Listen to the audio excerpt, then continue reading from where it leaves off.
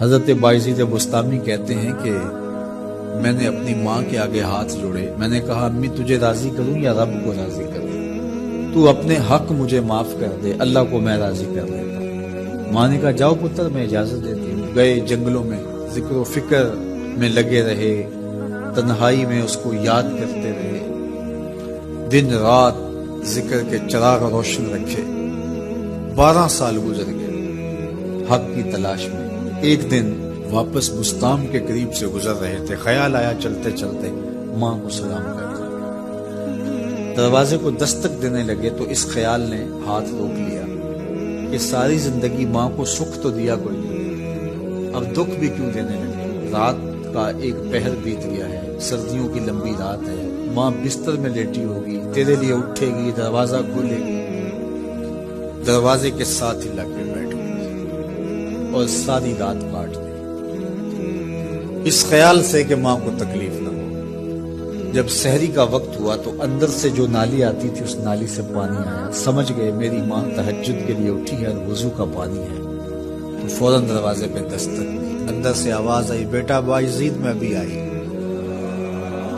مائیں بیٹوں کے دستک کے انداز سے جان لیتی ہیں یہ کس بیٹے کے ہاتھوں کا لمس ہے۔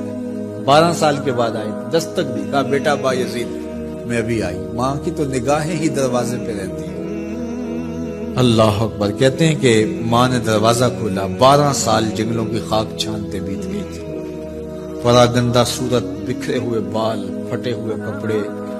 میری ماں کی جب نگاہ میرے پہ پڑی تو اس کی چشمان سے موٹے موٹے آنسو ٹپکنے لگے اور اس نے ایسے ہاتھ پھیلا کے کہا مالک میرا بیٹا بایزید تیری طلب میں نکلا تھا، تو نے ابھی تک اسے اپنا قرب نہیں دیا۔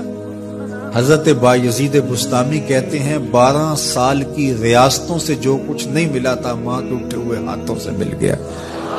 میں نے کہا مالک میں تجھے کہاں ڈھونڈ رہا ہوں، تو کہاں موجود؟ تو ماں باپ کی رضا اللہ کی رضا کا دروازہ کھولتی ہے۔ جن لوگوں کے ماں باپ ناراض ہیں اور وہ جا کے پیر صاحب کی خدمت کرتے ہیں اور میاں ماں کے قدم چھو، باپ کی ٹانگیں دباؤ، ان کی خدمت کرو، تمہارے پہلے مرشد وہ ہیں، ان کو راضی کرو، پھر کسی شیخ کامل کی صحبت میں آنا، دیکھو کیسے دل کی بند کھڑکیاں کھلتی ہیں۔ ایک مرشد تو ناراض کر رہا ہے اور دوسرے مرشد سے تمہیں کیا ملے گا؟ تو راستہ یہیں سے کھلے گا۔ والدین کو کبھی ناراض نہ کرو، والدین کو کبھی دکھ نہ دو، والدین کو کبھی تکلیف نہ پہنچاؤ، اور والدین کو بھی چاہیے کہ اپنی اولاد کو اپنا نافرمان نہ بنائے۔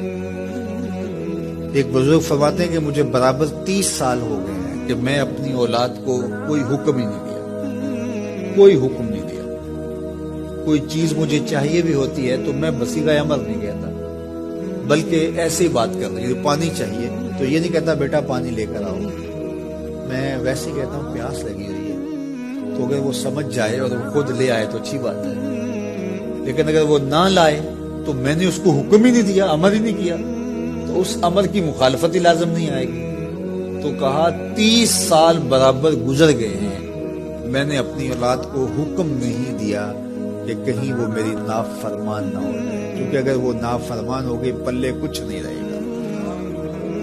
جو اولاد ماں باپ کی نافرمان ہوتی ہے وہ ہوا میں بھی اڑے، وہ چرخ پہ بھی جھولے، وہ زمین پہ گرنے والی ہوتی ہے، کبھی کامیاب نہیں ہو سکتی وہ اولادیں جو ماں باپ کی گستاخ، بے ادب اور نافرمان ہوتی ہیں۔ وہی اولادیں سرخرو، کامیاب اور کامگار اور بامراد ہوتی ہیں جو ماں باپ کی خدمت کرتی ہیں، ماں باپ کی دعائیں لیتی ہیں۔